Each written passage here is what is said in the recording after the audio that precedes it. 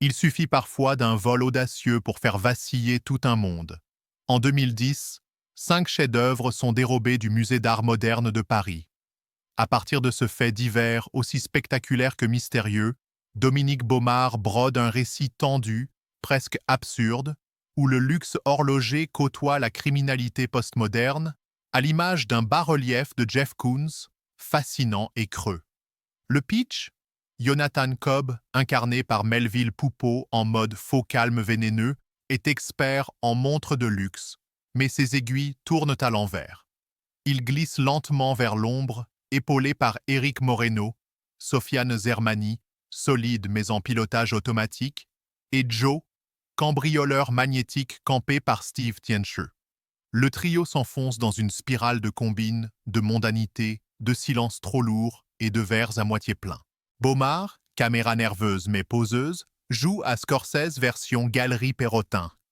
Julien Poupard à la photo donne un grain brut à ce monde trop lisse. Les choix narratifs sont d'une linéarité trompeuse. Derrière l'élégance formelle se cache une critique acide des hiérarchies culturelles où l'argent lave même les chefs-d'œuvre. Julia Piaton, Agnès Cobb et Nitza Benchetrit, Myriam, tentent de faire respirer ce monde d'hommes par quelques échappées émotionnelles, mais leurs personnages sentent encore le croquis. Mention discrète pour Sophie Vanier en Louise, dont le regard vaut parfois plus que 10 lignes de dialogue. La mise en scène, elle, semble hésiter entre hommage et caricature. Entre un décor de galerie branchée et un squat d'artistes, entre David Fincher et Lobbs. Certains dialogues frôlent le maniérisme.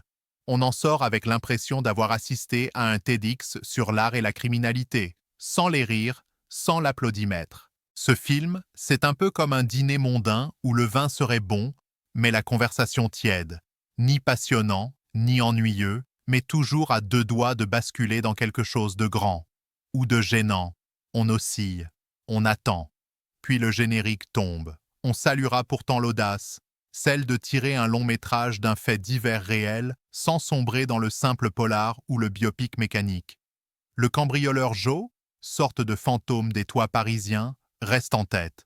En bref, les règles de l'art, c'est un vol d'art contemporain filmé comme un braquage existentiel, un polar à la française, avec des tics de cinéma d'auteur. Un film qui veut trop dire en trop peu de gestes. Mais parfois, l'intention suffit à réveiller l'œil. Un peu comme quand on regarde l'heure sur une montre volée. On sait que c'est beau, on doute que ce soit utile.